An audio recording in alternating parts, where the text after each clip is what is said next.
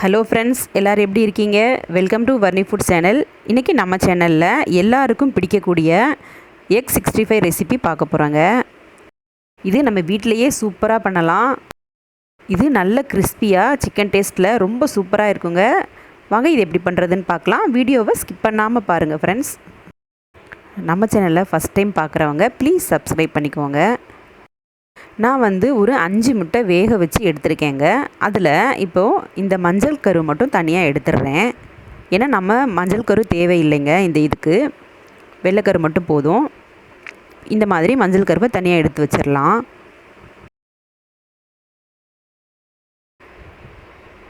பாருங்கள், இந்த மாதிரி நம்ம எல்லா முட்டையிலையும் உள்ள மஞ்சள் கருவை தனியாக எடுத்து வச்சிடலாங்க.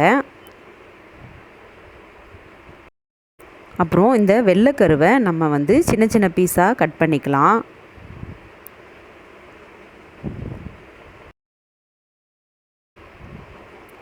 ரொம்ப சின்ன சின்ன பீஸாக கட் பண்ணிக்கலாம். பாருங்கள், இப்போ நான் எல்லாத்தையும் கட் பண்ணிவிட்டேன். இதை ஒரு பவுலில் சேர்த்துக்கோங்க. சேர்த்துட்டு இது கூட 1 ஸ்பூன் மிளகு பொடி, 1 மிளகாய் பொடியாக கட் பண்ணது, கொஞ்சமாக கொத்தமல்லி இலை, நான் இப்போ ஒரு 1/2 ஸ்பூன் மட்டும் காஷ்மீரி சில்லி பவுடர் சேர்க்குறேங்க. தேவையான அளவு உப்பு, 1 ஸ்பூன் இஞ்சி பூண்டு பேஸ்ட்டு சேர்த்துட்டு நான் இப்போ 1 கப்பு கார்ன்ஃப்ளவர் சேர்த்துருக்கேங்க.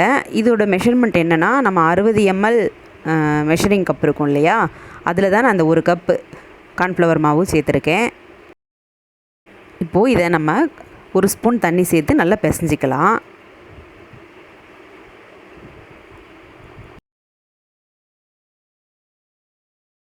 இப்போது லைட்டாக பிசைஞ்சதுக்கப்புறமா 1 முட்டையோட வெள்ளைக்கரு மட்டும் இதில் சேர்த்துக்கலாங்க. அதுக்கப்புறம் 1 கப் கடலை மாவு சேர்த்துக்கலாம். இது மெஷரிங் கப்பில் 85 ml பிடிக்கும் இல்லையா, அந்த அளவு கப்பில் நான் 1 கப் சேர்த்துருக்கேங்க. இப்போது இது எல்லாத்தையும் நம்ம நல்லா பிசைஞ்சு விட்டுக்கலாம். இந்த மாதிரி உருண்டை பிடிச்சு போடுற அளவு இருக்கணுங்க. இப்போது அடுத்து நம்ம கடாயில் எண்ணெய் ஊற்றி எண்ணெய் சூடானதும் இந்த மாதிரி சின்ன சின்ன உருண்டைகளாக போட்டுட்டு நம்ம எடுத்துடலாங்க. எண்ணெயில் நல்லா ஒட்டாமல் வரும், கார்ன்ஃப்ளவர் மாவுலாம் சேர்த்ததுனால. லோ ஃப்ளேம்லேயே வச்சு நம்ம ஃப்ரை பண்ணி எடுத்துக்கலாங்க. இப்போ 2 சைடும் நல்லா கோல்டன் ப்ரௌன் வரவும் நம்ம எடுத்துடலாம். இப்போ பாருங்கள், நல்லா வெந்துருச்சு. இப்போ எடுத்துடலாம். இப்போது இதே மாதிரி நம்ம எல்லா மாவையும் போட்டு எடுத்துடலாம். எல்லா மாவையும் நம்ம ஃப்ரை பண்ணி முடித்த பிறகு ஒரு கடாயை சூடு பண்ணி அதில் 1 டேபிள் ஸ்பூன் எண்ணெய் சேர்த்துக்கலாங்க. அதில் 2 வரமிளகாய் சேர்த்துக்கலாம். இந்த வரமிளகாய் நம்ம கட் பண்ணாமல் அப்படியே முழுசாகவே சேர்த்துக்கலாங்க. அது கூட 1 ஸ்பூன் இஞ்சி பூண்டு பேஸ்ட்டு சேர்த்துக்கலாங்க. ஃப்ளேவர் நல்லாயிருக்கும். அது கூட 4 கொத்து கருவேப்பிலை சேர்த்துக்கலாம். கருவேப்பிலை கொஞ்சம் எக்ஸ்ட்ராவே சேர்த்துக்கலாங்க. ஏன்னா 65 பண்ணுறப்ப கருவேப்பிலை நல்லா எண்ணெயில் ஃப்ரை பண்ணி மொறுமொறுன்னு ரொம்ப சூப்பராக இருக்கும்.